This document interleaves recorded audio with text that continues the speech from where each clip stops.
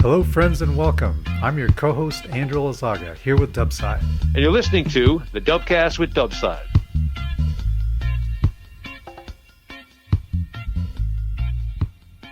We are back after a few weeks of summer vacation. Yes, indeed. Dubside just got back from Copenhagen a couple days ago. Yeah. Well, it was from Sweden, then into Copenhagen, then back here. But I did Greenland and Denmark and Sweden, and yeah, it was pretty cool. I got enough interviews to take us into January. Awesome. I got some really scores. I got Maligyak for like more than half an hour, giving an update on his latest, where he's at in his life right now. It's pretty cool. I think my biggest score, I got Christian Elsner of the Elsner Brothers of Nanook in the store in Atlantic Music, right at the counter of the store with a microphone. I'm talking for like half an hour. I'm really happy about that. Cool. I got who else did I got? A bunch of other people in Greenland, and I got yeah. We haven't heard the rest of the seal hunter. Yes. That's 61 and 62 is some more of that. But anyway, I found his nephew and his son and his daughter, and sat down and talked with them. So you can look forward to that. And in Sweden, I got Johan Wersen, the designer of the Tahi Marine kayak. It's now the Rebel kayak. I've mentioned him before in the podcast. And I interviewed Bjorn Thomason, who designed the Black Pearl kayak. And I talked to this guy, David Tang. He beat Jan David Jensen in the rolling competition last year. And then I think this coming weekend, tomorrow, there's the Danish competition or the Swedish another rolling competition. They've really got something going on there in Sweden with the competitions going on. So he'll be competing in that. I told him it's a big long story of me getting to Greenland, which you can look forward to that, which involved all sorts of twists and turns in the plot. So I told him as representing the audience. I told that story to him for an episode. Then I interviewed him as an episode. Then, just for a switch, he interviewed me for another episode. So, all the questions that might come to mind, he represents that. So awesome. A lot to look forward to. Mm-hmm. Did you have any issues going through security at any of these airports? Not really, no. No, okay. I was just curious. No, it went fairly smoothly, yeah. The big, huge problem I have right now that I hope resolved itself is on the way back, coming all the way back, got through customs and everything, and then find out that the airline lost my luggage. Oh, man. And so here it is. Yeah. That was 3 days ago, and I had some important things in there. Fortunately, I took all my audio recording equipment I had in my carry-on, and all the SD cards with all my interviews on them. I had the foresight to bring that with me, not put it in my suitcase. So that stuff's secure. Yeah. But some of my other stuff, I'm hoping I get it back eventually. We'll see. Yeah, I'm sure it'll eventually show up. I hope so. Well, it seems like we took a long break, and I need to apologize for this long period of radio silence. Dubside actually had a number of episodes prepared that I was going to release while he was away. But somehow most of those files got corrupted. And so by the time I figured that out, he had already left and was too late to do anything about it. So I ended up publishing number 60, Tales of a Nomad Afloat, before number 59. And I didn't have anything to post after that. So we'll be releasing those episodes in the coming weeks and much, much more. So because of this break, I thought we could call the season 2 of the Dubcast now. It doesn't really make that much difference, but it means that we are making a fresh start. Okay. All right. Do you want to be releasing episodes every week now? Or is that a bit too much? Well, it would get too much at some point, but at the moment we're so backlogged with these special guest interviews. Yeah, it'll be by the time you hear about all my travels in Greenland for this trip, it'll be like December or something. Yeah, okay. So we better be doing that then. When I get these edited down, I'm going to Michigan and Minnesota, and when I come back, there's Delmarva coming up, and so I need some time to edit down the stuff I've got. Keep them every other week, and then if like in the end of September, October, we can see if we've got a lot of extra, then we can start throwing more out if we need to. Oh, okay. I'll just do it every other week still. Yeah. Okay. So for those listening, if suddenly you see one coming up, an in-between week, it's because, we decided to just do a few more. Yeah, sounds good. By the way, were you watching the harpoon throwing from a dinghy? For a moment, for a little bit, a guy with a dinghy took me out. So yeah, I was in a dinghy for a Okay, bit. because I Yeah. saw you on the video. All right. Yeah. Well, they wanted me to do ropes, my ropes routine, but I had injured my arm practicing ropes for a few weeks before that. Hmm. And if I had done the ropes, I would have set back the recovery time by a year or so. Oh So wow. Yeah. by pushing it too hard. So I begged off on the ropes. So they really wanted to see me on the ropes, but I didn't do that. But I managed to get in. Yeah, I threw a harpoon, although it was a terrible throw. And I did the short distance race just for fun. Oh, Yeah, okay. have a Cool. good time with that. They did ask me to help judging the ropes at some point, so I did some of that too. Oh, great. How had things changed since you were away? Well, there were a lot of new faces and some old faces too. There are some rule changes they've made, which I'll have to get the full details of for accuracy, and we could talk about in a later episode. But for example, the harpoon throwing is now done.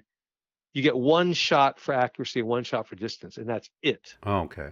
It used to be you had 3 tries. You paddle around, do your distance shot, and then everybody would paddle around again and do another three times, then you go for the accuracy. But this way, it's a lot shorter. They can get through it all. But if you mess up a throw, that's it. You're done. Yeah.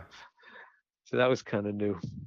They added 2 new rope moves, which means there's the bandana things I had written with pictures of all the ropes on is now obsolete because it doesn't have all the moves on it. But that's Greenland. They just changed something on you. Okay. Well, just a brief intro to number 59, which refers to the Dubcast Index. The index has been recently updated and improved. So you can find that on my website, dashpointpirate.com, on the far right of the menu bar. I'll also include the link in the show notes. This episode is a great example of how you can use the index to explore a specific topic. And it's a unique feature for a podcast. This is actually an intelligent index because I personally had to go through it. If I'm talking about even if I don't say specifically something, I know that the general what's being said. So I might put that under the heading of what that comes under. So you wouldn't get that with some computer generated thing of keywords. Yeah. So I'm trying to Yeah. make it more logical for human beings. Yeah, it's a huge amount of work. It is. And we have So Yep. we have plans to make a big improvement in that. Yes. Tell me about that. We're gonna the plan is to make it actually more interactive and take you directly to the audio file where the topic shows up. So that's going to take some time, and hopefully we'll have the Dubcast will have its own website. So like you're saying, if I look up in the index Rebel kayaks, it'll just say 29.7.32.1, which means 29.7 means 7 minutes into episode 29. It mentions Rebel kayaks. But with this new thing, you type that in, and it'll take you right there to the audio, and you hear where I talk about Rebel kayaks, right? That's correct. Yeah, that's the idea. That'll be really cool. Yeah. I imagine it's going to take a while to get that all set up, right? Yes. We'll get there eventually. All right. I don't want to make too many promises here before Right. it comes together. All right. Yeah. Yeah. But I think it'll be a very useful tool. Good. Well, I saw a number of people in my travels who said they had listened to the Dubcast. I was handing out guitar picks too. Awesome. And you said that a lot of people recognize you in Greenland.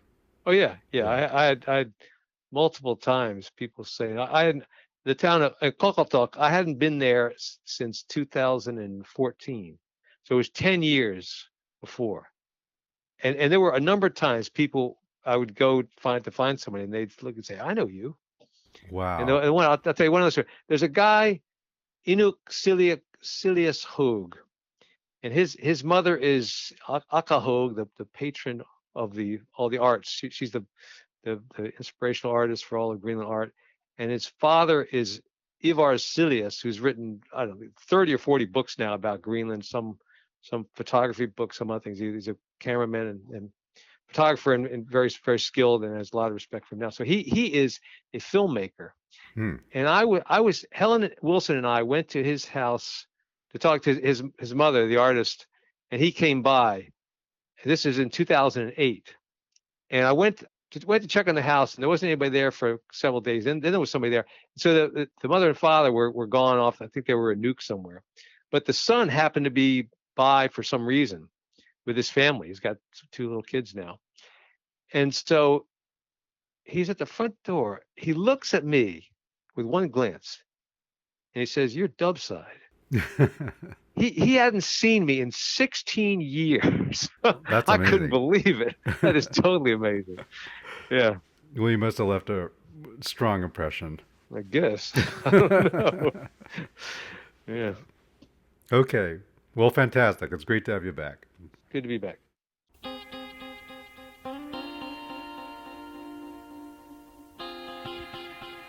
Welcome to the Dubcast with Dubside. This is Dubcast number 59. Skin on frame design reviewed by way of the Dubcast Index.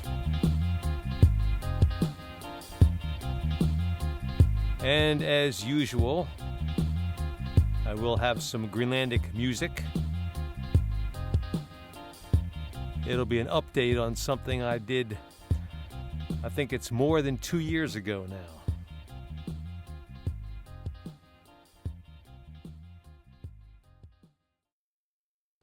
Well, at this point, I've got a total of almost 80 episodes, if you count the special guest versions, which means that at over half an hour each, you could spend more than, 2 days listening to nothing but the Dubcast with Dubside, even if you didn't sleep.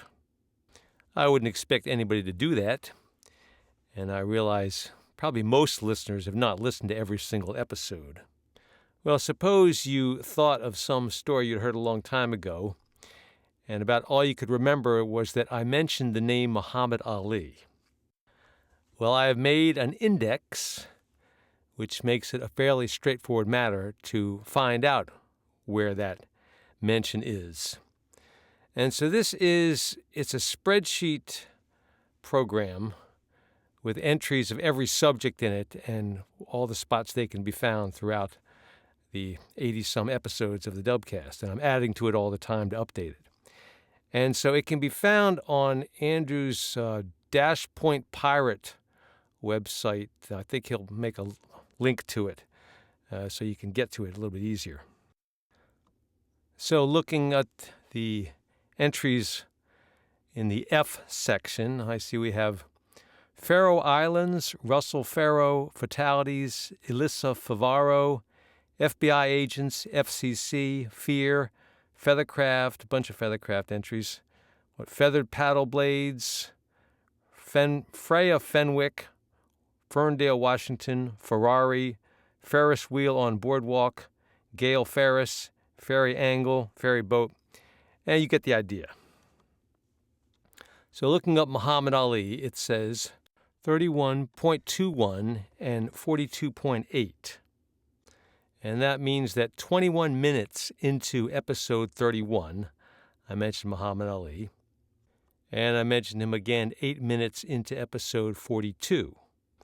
So today we'll have a listen to all the entries under Skin on Frame Design. So the first minute of episode 21 sounds like this. Now, a question came up recently from a listener that I thought we could talk about. All right. What makes a kayak a Greenland-style kayak? It's actually a good question, because when I first started out, it wasn't really clear to me what features characterized a Greenland-style kayak, especially when you're looking at some of the modern kayaks that were available. You want to take a stab at it? Well, not being a kayak designer or a super experienced kayak builder myself, I would define it in very general terms. So as I said, low volume with hard chines. Mm-hmm. Yeah, I think you can point to the positive shear, which means that the ends are upswept. Some modern kayaks actually have a pretty flat shear, or maybe even a reverse shear, where Yeah. the ends go down. All right, I'm back. So that was right at the beginning of an episode. So you see the music is still fading out. And I'm talking over the phone to Andrew, unlike how you hear me right now. So the audio is a little bit less than desirable. But there are far more expert kayak builders in the Dubcast, and we will get to those because they're listed in the index. But did you see how Andrew used that word shear? That's a good word to know. If you draw a line along the very top surface of the kayak, but don't count the cockpit in that raised part there, but just from the bow to the stern, that line right across the top edge there, that is the shear line. And so whether it's curved up or down, that indicates positive or negative shear. So a Greenland style often has the ends are curved up into a point that rises above the rest of the kayak. So that's would have a lot of shear if it looks like that. Whereas if it actually turns down, that would be negative shear. All right, the next entry is 28.12. That's 12 minutes into episode 28. That's the one I talk about avoiding injuries. So here's what I say. And in traditional kayaking, we have skin-on-frame kayaks, which were originally made very low volume, so they're very compact and tight. And I've seen some people take that to extremes and they'll take the dimensions of a replica and make one the same way, even though they're a bit larger, and really have to struggle to get into the kayak, which means it's that much harder to get out. And not everybody goes to that extreme, but even a typical design with a circular coaming, it's a squeeze to get in there a bit. All right. Well, back then you can hear I was putting a little guitar in the background for ambience, but haven't done that in a while. I have to get back into that. It just takes more work. What else did I say? In episode 35, I said this. And so there's, in Greenland, they have the kayaks that they rent to some of the tourists. There's places you can get, because the Greenland skin-off frames, there's not enough space in there to go camping in them. And as you can hear, that was a live version of the Dubcast. And I'm not really getting into any heavy technical stuff about skin-on-frame design, so I don't know why I put that in the index there. But let's keep on. Episode 45 was about taking up kayaking, and so the skin-on-frame topic came up here. Another way people go astray is, it's the line, "I got a really good deal on this one."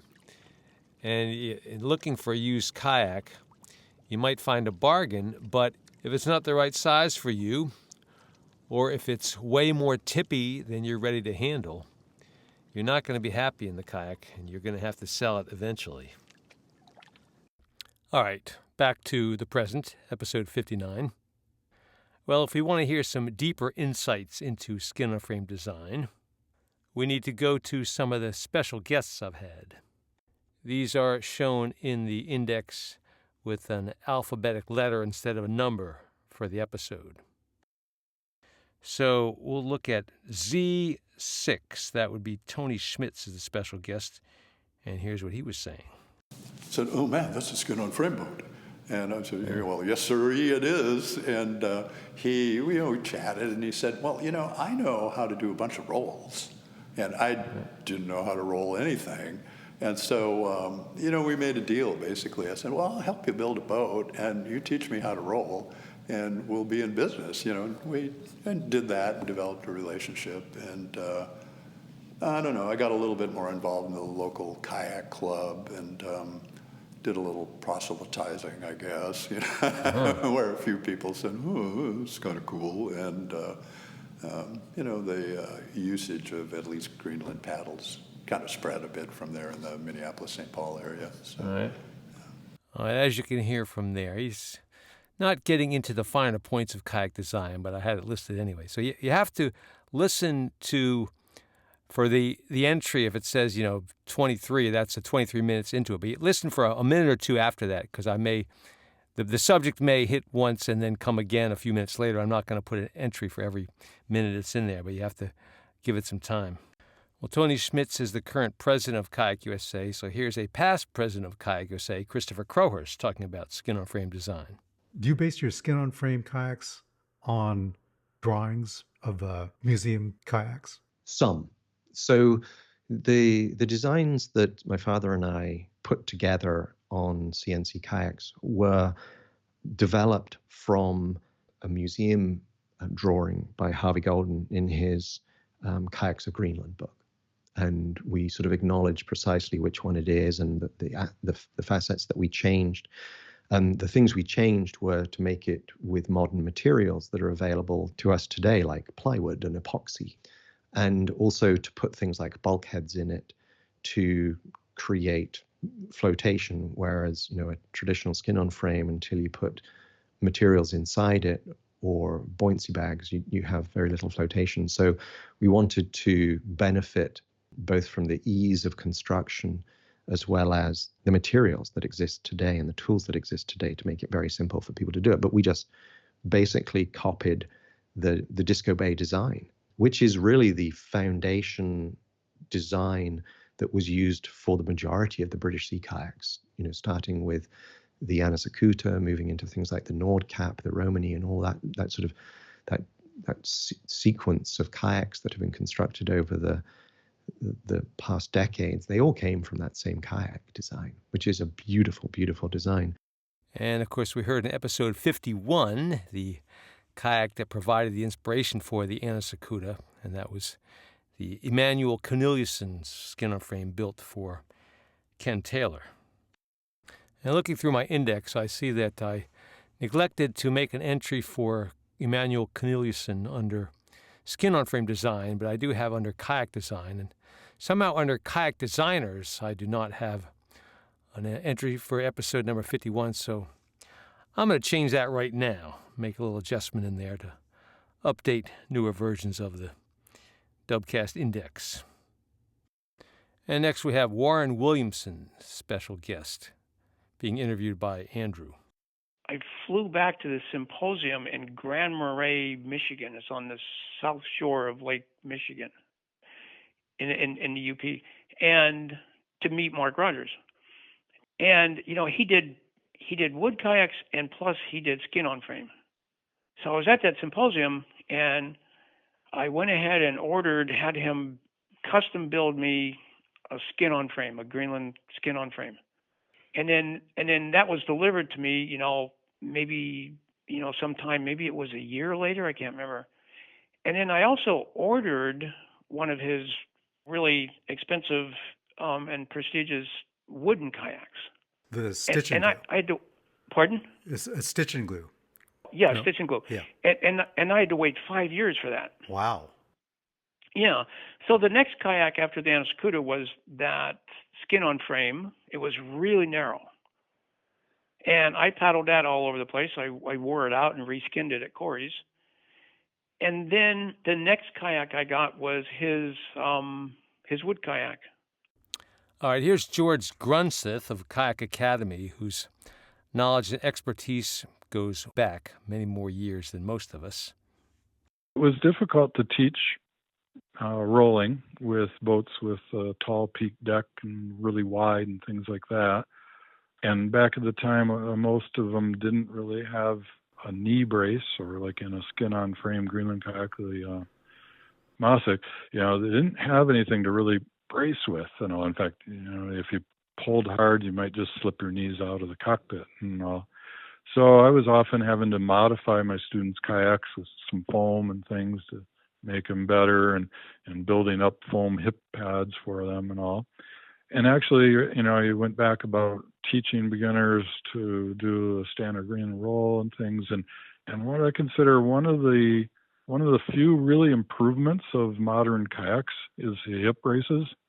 As far as I can find, I never see any traditional Arctic kayaks that have any kind of a hip brace to them, other than the combing maybe. Mm-hmm. And like when you'd see, like John Peterson, if you had some of the old videos of him demonstrating rolling, and even Maligiak today too, is, after they finish the roll, they pause when they're upright and stable for a moment, and then you see a little shift.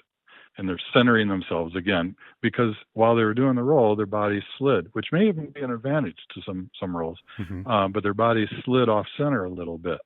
And so if you don't have much of any hip support, then the C-to-C roll is not very effective. But with most modern sea kayaks, we have the sides of the seat keep us centered there, and we can use that to do the hip snap. And so then the C-to-C style roll can be very effective. So you've got either sides to the seat or hip pads or a Mosik like in a skin-on frame, but one way or the other, you need a way to hold the lower half of your body in the kayak to accomplish a roll. While the whitewater school of thought may favor padding around the hips, in a skin-on frame that may not be the best idea. And when George suggests that having space in the cockpit may help for the Greenland rolls, I say yes, it definitely does help not to have hip pads. One little note. The John Peterson George is referring to there is John Peterson from Nuuk, who hasn't been active in a long time. And nowadays, the John Peterson from Ilulissat we talk about is a different person. All right, so I saved some of the parts that really get into the design considerations and modifications. So here is Tim Galloway. So knowing what you know now about building kayaks, what do you think makes a good rolling kayak? Okay, well, so the first one that's always pretty easy and straightforward is a low back deck. Just being able to lay back easily on the back deck is critical. There's a couple ways you can do that besides just having the low back deck. You can have some cheats, I guess if you want to say, or hacks, whatever you want to use. If you were to look at a museum kayak, a seal hunting kayak, the cockpit coaming itself is very small.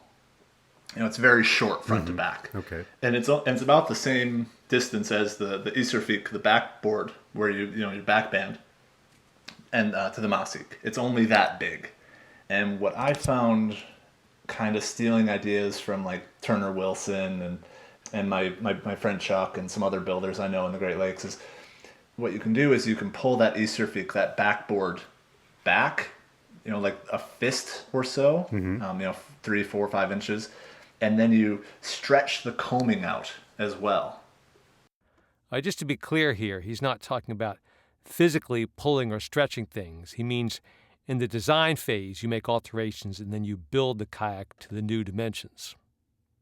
So the coaming starts to become a little bit more shaped like a keyhole. I mean, not that extreme, but it just gets longer, more oval.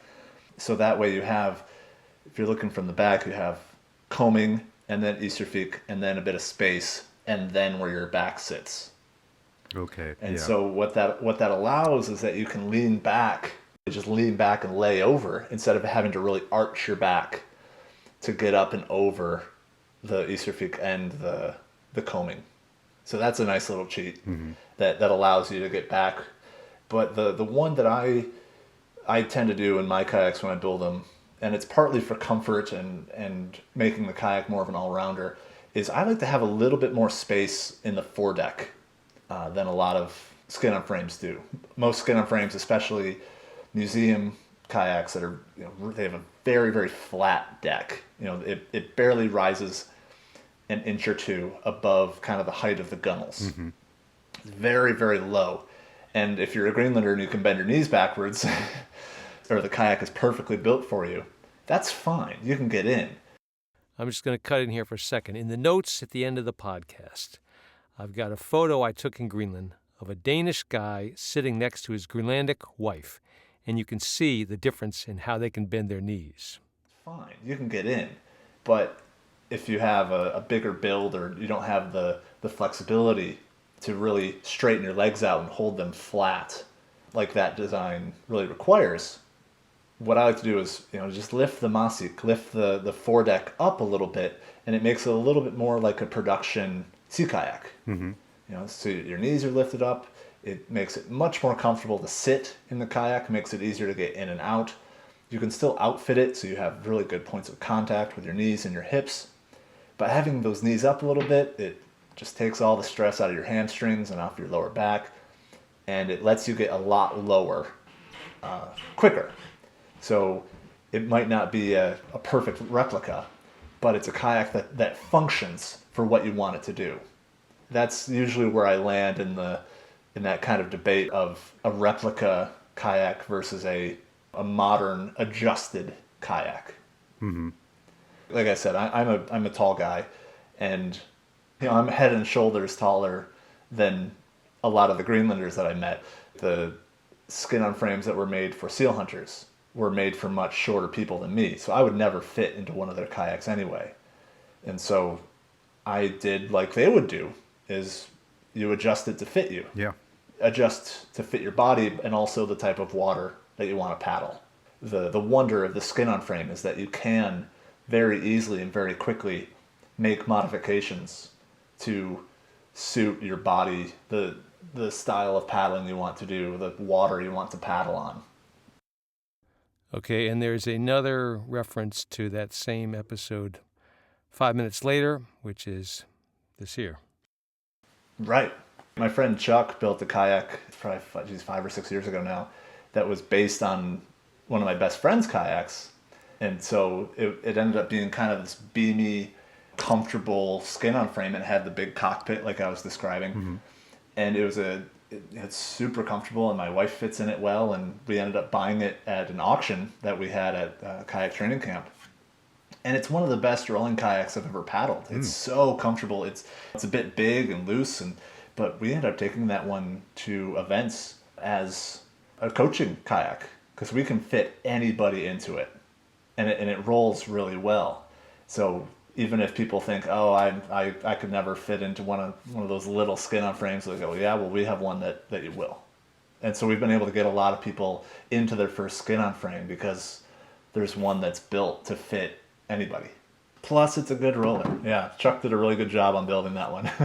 So it doesn't necessarily need to be very low volume and tight fitting to be a good roller. I don't know all the subtleties of it, but there's so much to do with the shape of the hull and the shape of the deck, mm-hmm. and the shape of the gunnels and everything. It's a magical combination when they all click.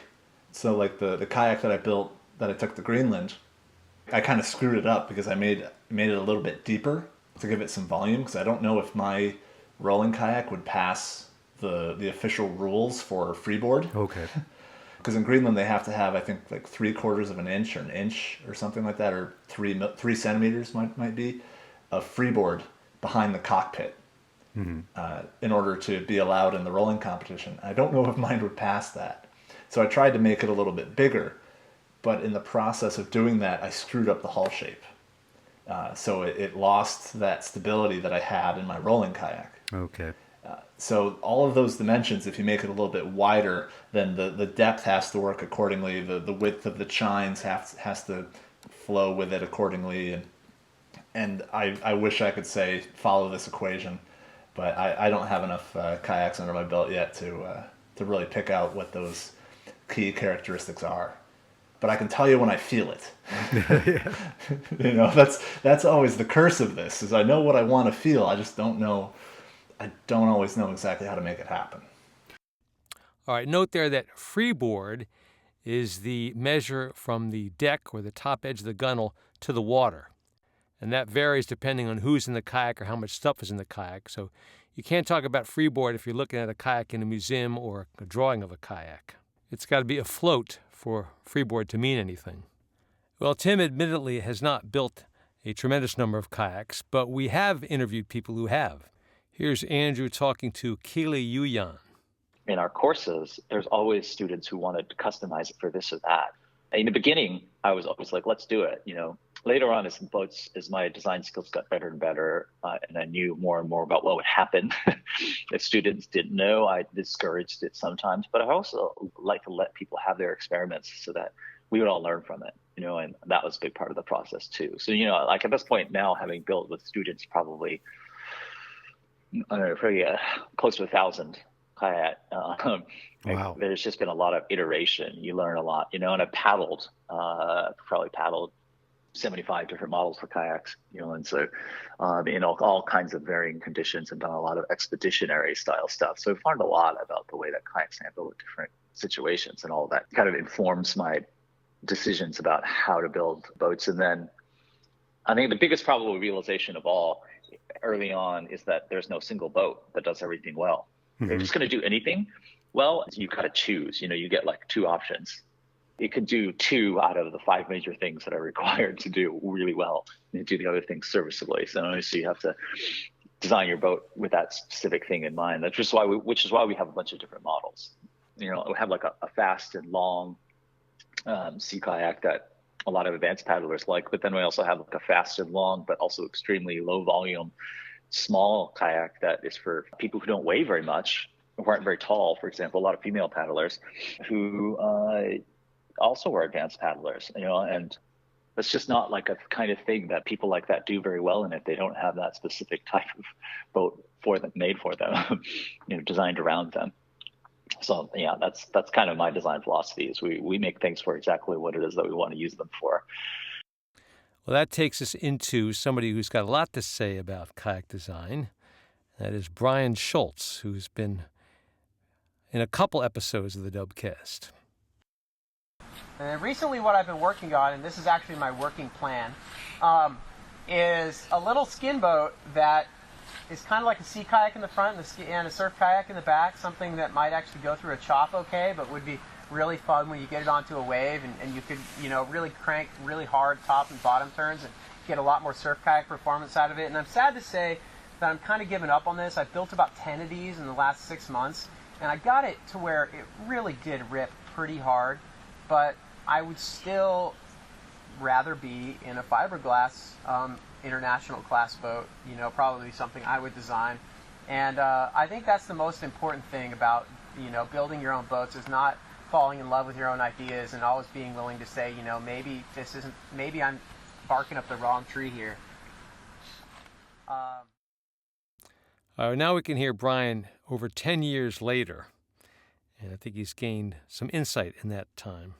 I met Harvey, and he was pretty casual. He's really easygoing guy, and asked me kind of what I was doing. And I went to Harv's house, and I started to look at his kayaks, and that's when my understanding and my experience with skin on frame boats really started to expand, because I realized that the materials that we were being presented with in the Wolfgang Brink Aleutian Kayak book, the Robert Morris Building Skin on Frame Kayaks book, and the Christopher Cunningham Building the Greenland Kayak book were just a very tiny slice of Arctic kayaks. And they weren't really representing the diversity or the complexity of the boats. And in some cases, there were even things that weren't 100% accurate, which isn't like a criticism. It just has to do with the information that those men were working from at the time. And so I started building kayaks from some of Harvey's survey notes, which weren't available at the time. He hadn't published any books. And I started building a couple different replicas of Greenland kayaks. And I think I also built another Aleutian kayak replica as well. And I still didn't like paddling them. I didn't feel like they were the correct kayak for the kind of things I was doing with kind of aggressive offshore coastal surf paddling. But they meant so much more to me. The fact that they were actually built according to historic lines, they just had this really deep historic richness to them. They were more complicated, they were more beautiful, they were more intriguing. And something that you see in some of the books that purport to tell you how to build Arctic kayaks is they tell you how to modify them for your own uses. And I'm very, very skeptical of that, because we are very different in body size often than traditional Inuit paddlers, and we have very different paddling objectives. And I feel like if you take an Arctic kayak and then start modifying it, you end up with something that doesn't have a lot of historical value, but still probably isn't going to meet your own paddling objectives or your body size. So I felt like for me, I needed to go in a totally different direction. I loved the historic replicas I was building, which is work that I continue to do to this day. But I realized that if I want a kayak for the kind of boating that I want to do, why am I looking at historic kayaks? Why don't I take this super easy, fun, flexible building medium and start using it to design modern kayaks? And so I came up with an idea, and I put it down on paper, and I built it, and it sucked, and it paddled like crap. And then I came up with a couple more, And then about 5 boats later, I built a boat that I actually really liked paddling offshore. And it was a very ugly boat. I mean, by every stretch of the imagination, it was horrible looking. That boat was called the Giniac. It was 14 foot 8 inches long, I believe, and 21.5 inches wide. It was 7 inches deep. And so it was very low volume, kind of like about the same volume as a Greenland kayak, but it was a dramatically Swede form hull shape with the paddler sitting very far back. And that particular hull shape naturally resists weathercocking. And also it surfs a lot better as well, which are two things that are absolutely critical for the kind of paddling I like to do. So it's often stated by Greenland style enthusiasts that traditional kayaks are the end product of thousands of years of evolution. So the designs have reached a state of near perfection. What do you think of that statement?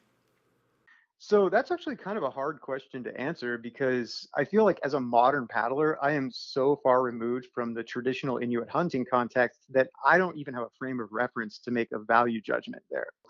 For example, asking someone who's a recreational sea kayaker to think about whether or not a traditional Inuit hunting kayak is a good kayak or not would be like handing a sea kayak to someone who's only done whitewater kayaking and asking them if it's a good sea kayak. I mean, you just don't really have enough information to even begin to think about the question. And there are actually still people that do hunt out of kayaks, very few of them around the world.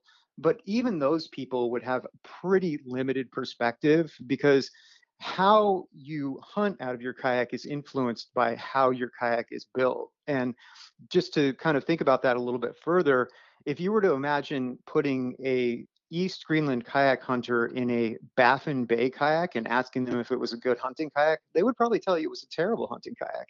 And if you were to put an Aleutian kayaker in an East Greenland kayak and ask them if it was a good hunting kayak, they would also tell you it was a terrible hunting kayak. And so it's one of those things where the kayak designs and the hunting methods evolved simultaneously in all these different places across the Arctic. And that led to this huge divergence of different types of kayaks and also different methods of kayak hunting. There were always kayaks hanging on in Greenland. I mean, it was not a completely broken tradition, but the knowledge was lost for the most part. And so Greenlanders, like everyone else, working from their own trial and error in Greenland, and then also from their own museum examples, have been piecing back together their kayak history. I think the most enlightening discussions I've had with Greenlanders was actually just talking about hunting. I think this has changed somewhat. You would know this more than myself, but when I got into traditional Arctic kayaking, it was almost exclusively focused on Greenland rolling. And there's no problem with that. I mean, it makes sense. I mean, there's no point in centering a modern kayak culture around hunting seals in America because nobody's hunting seals. But that's mostly what people were interested in. And that was really driving the evolution of the boats in a way that was good for rolling and not good for much else. So, as someone who was more interested in the paddling side of things, I was always reproducing Arctic kayaks and taking them out paddling. I would take them out in coastal conditions. I would take them on long trips. And I was really interested in the hunting aspect. And one of the people that I had the opportunity to correspond with somewhat extensively is John Peterson, who's a Greenlandic kayaker. I haven't spoken to him for many years now. And one of the remaining people that still hunts seals from a kayak in West Greenland. And we would talk a lot about design and shaping and performance in that context, not just in the competition rolling context. And one of the themes that emerged from those discussions, both with him and then also through conversations that friends of mine have had with other Greenlanders, is that it may not be clear to us, but it's clear to them that most Greenland kayaks in America are built too small for the people that are paddling them. I have an anecdote about that. Specifically, a friend of mine asked through a translator at a kayaking event here in the States to a group of Greenlanders, what do you think about this whole thing being over here and seeing these Americans in all these kayaks? And I think he was fishing for a much more complicated answer, but the answer he got was, we don't understand why you guys are building kayaks that you don't fit into. And so, Uh-huh. Well, I am about 5 feet 6 inches tall, and the couple of actual seal hunters I've met were shorter than I was. Now imagine that some Inuits got into the cowboy thing, And from watching spaghetti westerns, they got themselves some big, huge John Wayne-sized horses. And they asked us what we thought about what they were doing. We would say we don't understand why you people are riding horses that are way too big for you. So whether it's Inuit looking at Americans or Americans looking at Inuit, if you copy to get the best look, you may not wind up with the best function. Now, to put this all in the proper context, there are situations in this country where you could bring a Greenland or two and they would see a lot of skin on frames that are fit better to the people paddling them. So there's a place and a time for building replicas, as we'll hear from Harvey Golden in a minute. But like Tim Galloway said, you build something that fits you much better and you can have a more enjoyable time paddling. Brian still has a few more things to say. Something that I really want to emphasize before I go here is just how much work there is still to do in skin boat design. And I don't just mean modern skin boat design like what I do. I mean traditional skin boat design as well. I've been doing this steadily for I think about 22 years now, not 21 years. I built a couple hundred kayaks. I've helped people build a bunch of kayaks. And I am constantly being challenged by how much I don't know about this. And I think that people sometimes think that all the contributions have been made, that we can't get any better than the existing books that are out there or the existing information that's out there. And I'm finding out every week that I build that there's things that I don't know and things that I'm never going to know, because I would need a whole nother lifetime just to study sub branches of skin on frame kayaking. And just to give you one final example of that, recently I made a major shift in the way that I approach early 20th century West Greenland kayaks. Up until now, I've been building exact copies of museum replicas and just trying to choose replicas that are a little bit more user-friendly so modern paddlers can enjoy them. And kind of going back to our conversation when I said we don't really know that the boats that are in museums were the best examples, I decided to do an experiment where I would mix and match features from different historic Greenland kayaks, but from the same location and time period, and really rapidly prototype different boats, which were all completely within historic parameters, but instead of being a copy of an exact replica, are a combination of many different replicas. And what I was able to come up with there was just a huge increase in performance. And that's not to say that what I've created is a better seal hunting boat, because there's no way for me to know that. But at least as far as how we like to paddle as modern paddlers, the result of this project just blew my mind. It's by far the most comfortable Greenland kayak I've ever been in, and it is the closest to something that I think modern paddlers would think would be good modern sea kayak performance as well. And I'm not saying that to get people interested in the boat. I mean, people can buy my designs or not. I don't really care. I just want other builders that are listening to this to know that there's room in skin on frame kayak building for 5 more people like me that devote their entire lives to it. And if you have the time and the passion and the stamina to build boats over and over and over, you will learn things that nobody has ever known before about these types of kayaks, and you will be able to advance designs and you will be able to make a contribution. And I would really like to see more people get into it, because skin on frame is such a compelling boat building medium. It's beautiful, it's easy to do, and man, there's just no limit to the cool designs that could be created if people really sink their teeth into it and take this seriously. So by now, Harvey Golden's name has come up a few times. And in the index, there are no Harvey Golden entries under skin on frame design. And I guess that's because whenever Harvey talks about kayak design, he's talking about skin on frame design. So if you look up under kayak design and look up entries with the letter L, which is a designation for the Harvey Golden interview, that's where you'll find what he has to say. So here we have Harvey, who it's probably fair to say is the most knowledgeable expert on skin on frame design alive today. So did you end up building another one and another one, trying to improve the design? Yeah, the next boat I built was from the same design. and I built it for my mother. And I definitely made it a bit wider with a flatter bottom. The sizing in the video was proportional to your body, and I was an extremely thin, thin person back then. So I ended up with, I think, like a 19-inch wide boat that was very deep and had quite a bit of dead rise in the bottom. But yeah, the second one was much more comfortable, and I was able to go paddling with my mom, which was lovely.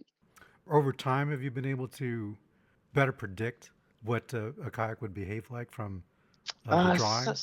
Sometimes, yeah, sometimes. I think it's certainly honed my intuition on certain design types, but there's always exceptions or certain nuances that I didn't anticipate. So yeah, I mean, it's still always a new experience actually getting in one and seeing what it actually does. How many kayak replicas would you say you've built so far? I think it's about 90 right now. Wow. And after building all these replicas and seeing all the variations and construction techniques, haven't you been tempted to produce your own design, like a kayak that would combine all the best features? Yeah, I actually get asked that question often, and the answer is a resounding no way. Yeah, no, I don't have any interest in that personally. I find replicas more interesting than anything I could do, and I also see the original builders as the true experts, and I'm really curious to kind of follow as close as I can the path they chose to pursue the hunting and subsistence that they did, because I try not to lose a sense that these were hunting tools. Every kayak was a hunting tool, and we have very different reasons for building kayaks in our culture. Mostly, I mean, entirely recreation. Mm-hmm. And it's a very different thing there. And I'm just not curious about what what a good modern recreational kayak would be like. One of the more fascinating things I see in kayaks and museums is evidence of the recycling of parts or repairs or adjustments. And they're all evident in kayaks. Sometimes you see mortises where there aren't deck beams now, but there used to be. I've even seen parts of kayaks that actually had once been part of a sled. Oh, wow. So they also recycle other material. In much of the Arctic, wood was not a common thing, so you'd had to be very, very, very careful about wasting it, and so you would recycle it into sleds for the winter or kayaks during the summer months. Have you done that with any of your own replicas, or built a kayak and decided you didn't like it and took it apart, reused the pieces, or reskin No, them? if one of my replicas is fallen apart enough, I'll take it apart and I'll recycle the parts. I'll use them in newer kayaks, but I've never made modifications to any of my replicas. The point being that they are replica. Yeah, right. so I don't want to change them too much. Yeah, it's actually with Greenland kayak that I've actually had to change the design a bit, which I don't like doing, but I have to do it just so I can fit in them. I'm a pretty small guy, but some of the cockpits are just impossibly short, so I have lengthened a few cockpits just so I can fit in them, and that's mostly moving the back of the cockpit back further because you kind of sit towards the front in the Greenland kayak. So, but yeah, I keep all the original design from the shear line down, just so I can be sure I'm understanding the proper design instead of something I just came up with. He mentioned shear line, which we've talked about before. That's the top of the kayak, what that line looks like. But when he first started that segment, he used the term dead rise. That is another very useful word to know if you're talking about kayak design. Now, I'll get to that in a minute, but rocker is like the inverse of shear. Shear is the top curve of the kayak. The rocker is the bottom curve of the kayak. If you're looking at the kayak from the side, you step back from it, you can see it from end to end. Now, dead rise, you have to look at the kayak straight on from one end, looking right down the level of the kayak. And that you could think of that's like side-to-side rocker. That's how much the kayak tips leaning from one side to the other side. And the actual dead rise is if the kayak is on a flat surface, the angle that from the keel to that chine, the first chine going up on the side, that flat surface. So if you've got a lot of dead rise, means there's a real V bottom, and the kayak wants to flop to one side or the other. Whereas if it was a totally flat bottom, like a raft, that would be zero dead rise.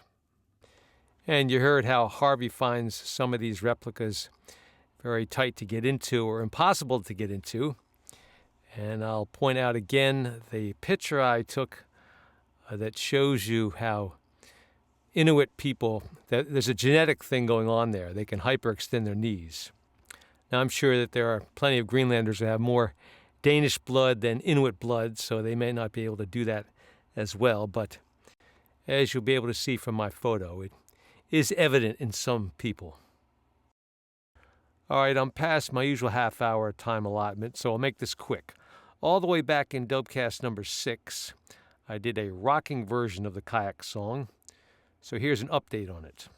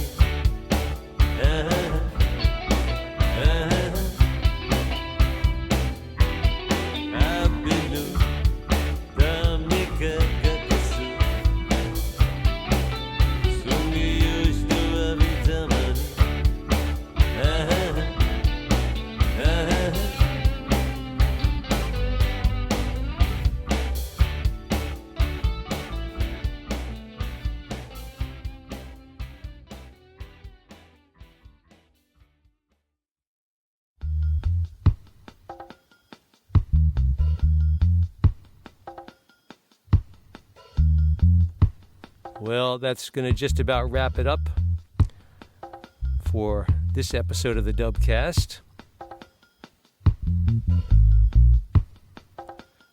I've been trying for quite some time to get people in this country to learn the Kayak song, but I'll have to admit that progress has been slow.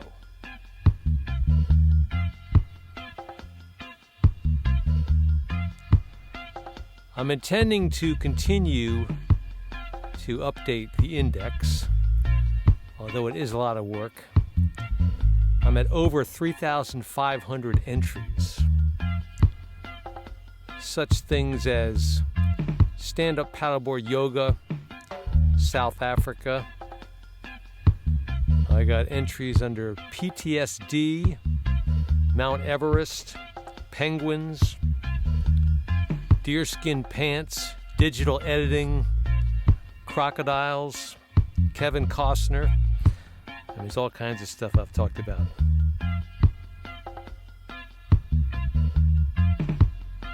And hopefully now you know how to find any of those things I just mentioned without listening to every last Dubcast from start to finish.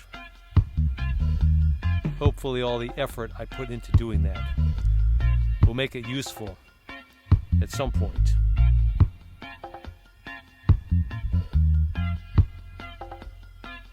Coming up in episode number 60, I'm going to go back to my days in Philadelphia and talk about my folding kayak adventures. One particular story is called The Bushwhack to Nowhere. So be ready for that next time on the Dubcast with Dubside.